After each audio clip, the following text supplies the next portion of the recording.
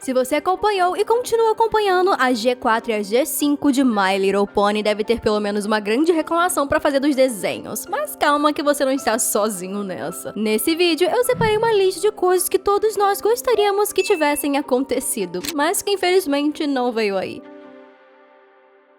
Fala, gente bonita, eu sou a Mia, e talvez você nem se lembre de quantas histórias chegaram ao fim em My Little Pony sem qualquer conclusão, explicação ou um final feliz. Eu tenho certeza que algumas aqui vão te deixar chocado, como é o caso da princesa Flowey Hort, que coitada, nem sequer teve uma história. Não acompanhamos seu crescimento, não sabemos por que ela nasceu unicórnio, a nova geração deveria ter contado a história dela, mas em vez disso, decidiram fazer um salto temporal gigante de centenas de anos, onde todos os unicórnios aparentemente foram varridos de Equestria, com exceção da Opaline, já que nem a Sunny é oficialmente um. Pelo menos não ainda, né? Teria sido bem legal se a Hasbro não tivesse decidido atropelar o roteiro. Eles poderiam ter produzido algum especial ou minissérie que explicasse como os pôneis voltaram a se dividir, ou por que o reinado dos unicórnios chegou ao fim. Qual foi o legado da Flowey Hort? Ela simplesmente desapareceu. E pior ainda, o que aconteceu com a Twilight? Será que todas as princesas fugiram pra Skyrus? Infelizmente nunca saberemos, porque a franquia não parece muito interessada em resgatar o passado do desenho. Vamos ter que nos contentar com as fanfics e teorias mesmo. Aliás, tá aí outra bomba que a nova geração soltou na cara de todo mundo e não fez questão de se aprofundar. Na G4, Skyrus, a lendária cidade perdida dos unicórnios, sequer foi mencionada. Parece que inventaram isso do nada só pra dar uma origem pra Opaline, que segundo ela mesma cresceu lá ao lado de Luna e Celestia. Mas pelo amor de Deus, cadê a explicação, Jesus? Mais uma vez, acho que ficou faltando muito um especial contando sobre o passado da vilã e da sua relação com as princesas desaparecidas, o que levaria personagens tão heróicas como Twilight e Celestia a abandonarem seu povo desse jeito. Por mais que seja triste, eu prefiro acreditar que elas morreram mesmo, mas eu prometo que não vou fazer o mesmo que elas e sumir do nada. Então já deixa aquele like no vídeo e se inscreva no canal pra gente continuar junto falando bastante de My Little Pony.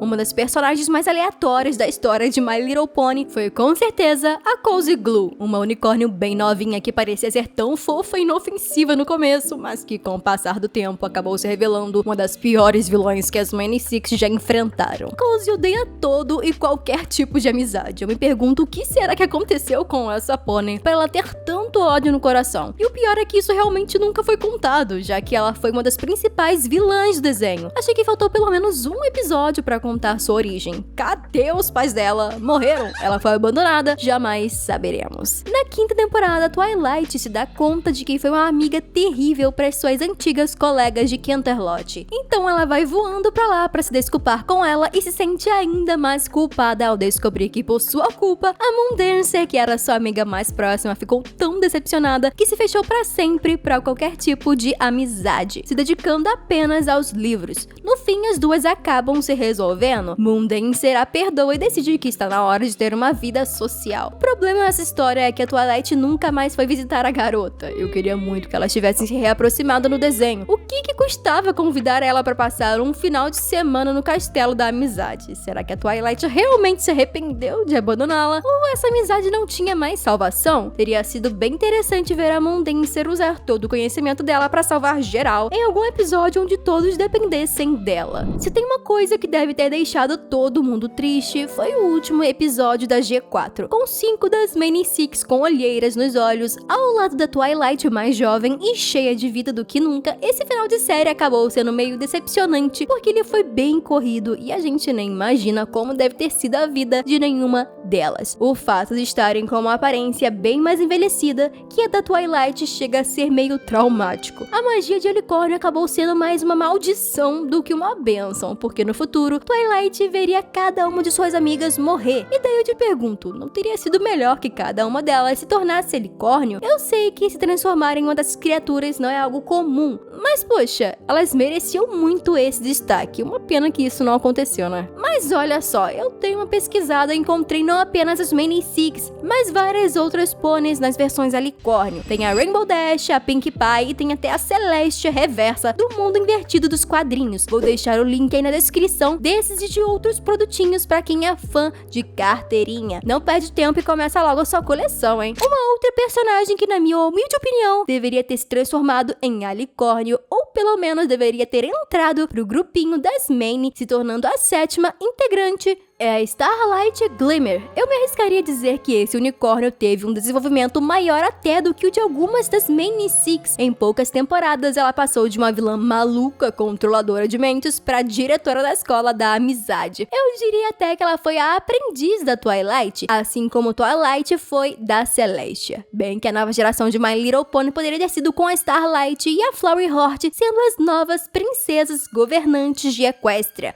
Mas infelizmente não aconteceu e ela também foi descartada na G5. Já uma outra vilã que infelizmente não teve um final nada feliz como o de Starlight foi a rainha Chrysalis, uma das, se não a vilã mais marcantes de My Little Pony. E não foi por falta de tentativas não, hein? Até porque os outros changelings seguiram o exemplo de Torak e escolheram o lado do amor. Uma pena, porque a Chrysalis teria dado uma excelente rainha se tivesse alcançado a redenção. Eu não queria ter visto ela acabar petrificada daquele jeito. Mas é aquilo, né? Não tem como todo vilão mudar. Alguns simplesmente não tem conserto. Um dos casais mais fofos de My Little Pony são a Lyra e a Bombom. Apesar de figurantes, as gatas estão juntas desde a primeira temporada de A Amizade é Mágica. E é justamente esse o problema. As personagens nunca tiveram destaque merecido. E até mesmo no último episódio da série que confirmou com todas as letras que a Pônei Terrestre e a Unicórnio sempre foram namoradinhas. Isso ficou nas entrelinhas numa foto do seu casamento que apareceu no jornal da Twilight. E poxa, Hasbro, que custava uma ceninha de 10 segundos mostrando essa cerimônia. Se bem que elas mereciam um EP inteiro só pra elas. De qualquer forma, eu fico muito feliz de saber que elas tenham envelhecido juntas. O amor sempre vence no final, hein? Eu acho que todo mundo aqui, assim como eu, também adoraria que a 4ª geração de My Little Pony trouxesse um especial focado no passado e origem das princesas Luna e Celestia. Eu queria saber muito como elas ganharam suas cutie marks, ou como a relação das duas foi enfraquecendo com toda a inveja que consumia a Princesa da Noite até que ela se transformasse na Nightmare Moon. Queria muito ter visto como foi o início do reinado das duas, o que as motivou a se mudarem pra Equestria. Quem sabe um dia lancem uma comic. E se você chegou até essa parte do vídeo, não tenho dúvidas que é um Brownie ou uma Pegasister. Então aproveita esse momento pra me contar aí nos comentários o que você mais gostaria de ter visto em My Little Pony e não aconteceu. Muito obrigada por assistirem e hasta la vista!